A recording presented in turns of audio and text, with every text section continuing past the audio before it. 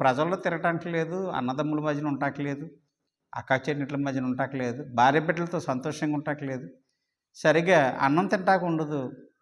ప్రతి నిత్యము చస్తూ బ్రతికే ఒక బ్రతుకు, ఎప్పుడు చచ్చిపోతామో తెలియదు. అటువంటి బ్రతుకులో నుండి యేసు ప్రభువు దగ్గరికి వచ్చి, నాయనా మాకు స్వస్థత కలగజేయంటే ఆయన చెప్పినట్లుగానే వారు ప్రత్యక్ష గుడారం దగ్గరికి వెళ్తున్నారట.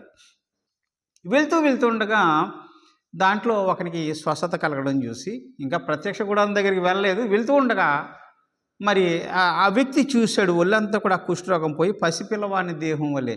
పసిపిల్లడి దేహం ఎలా ఉంటుంది, చాలా మృదువుగా ఇలా గిలితే గిల్లెడిపోతుంది, పచ్చగా ఉంటుంది. అటువంటి శరీరం ధరించుకున్న అతను చూసి స్వస్థత కలగడం చూసి యేసుప్రభు దగ్గర తిరిగి వచ్చాడట.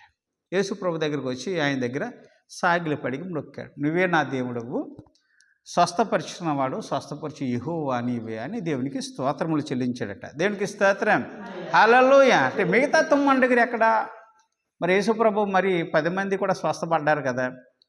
ఈ స్వస్థపడిన వాళ్ళు ఒక్కడ మాత్రమే దగ్గరికి వచ్చాడు, కనమా 9 ఎక్కడా అని యేసుప్రభు ప్రశ్నించాడు. ఎందుకంటే అంత భయంకరమైన రోగం నుంచి యేసుప్రభు నోటి మాట ద్వారా వారికి స్వస్థత కలిగితే దేవుని దగ్గరికి రాలేదు, కానీ వారు వెళ్ళిపోయి లోకంలో కలిసిపోయారు.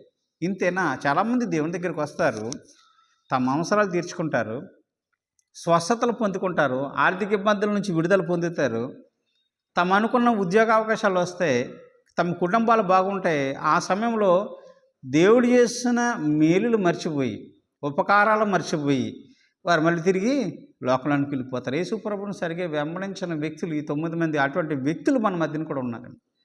ఆ వ్యక్తి చూసినప్పుడు యేసుప్రభు దగ్గర సాగిలిపడి మొక్కాడట. ఎంత గొప్ప వరం అంటే నిజంగా ఆలోచించండి. కుష్ఠరోగం పోగొట్టడం అంటే ఎవరి వల్ల సాధ్యమవుతుంది? ఎవరి వల్ల సాధ్యం. రెండవదిగా మరి ఇంకొకసారి ఒక 2 వ్యక్తులు ద్వార పక్కన కూర్చున్నారట. యేసుప్రభు వెళ్ళిపోతుంటే దావీదు కుమారుడా, దావీదు కుమారుడా అని పిలుస్తున్నారు. యేసుప్రభు ఆగాడు. ఆ చుట్టుపక్కల వాళ్ళందరూ అంటున్నారు, ఎందుకయ్యా బోధకుని ఇబ్బంది పెడతావు, ఆయన వెళ్ళిపోయేదారు వెళ్ళిపోనియాలి, ఎందుకు కేకలు పెడుతున్నావు, బుద్ధి లేదా, నోర్మి అని వారిని అణిచేస్తున్నారట. నిజంగా వారి కేకలు ఎలా ఉన్నాయంటే దేవునికి వినపడేట్లుగా, ఇదిగో నమ్మర్రా, నువ్వు ఆలకించుము, నీ చెవులు దగ్గరికి చేరనీయము, దేవా నా మొర్ర ఆలకించుము అన్నట్లుగా మొర పెడుతూ ఉన్నారట. మొర్ర అంటే ప్రార్థనకి సాదృశ్యంగా అంతే, మొర పెడుతూ ఉన్నారట. యేసుప్రభు ఆగాడు. ఏం కావాలి నీకంటే, మాకు స్వస్థత కావాలి, మేము చూడాలని అనుకుంటున్నాం. యేసుప్రభు వారి చేతులోంచి ప్రార్థన చేయగానే వెంటనే వారికి కళ్ళు తెరవబడ్డాయి. మొత్తం అంత ప్రపంచం తేట తెల్లగా కనిపిస్తుందట. ఈ యొక్క అద్భుతాలు ఎంత అద్భుతం!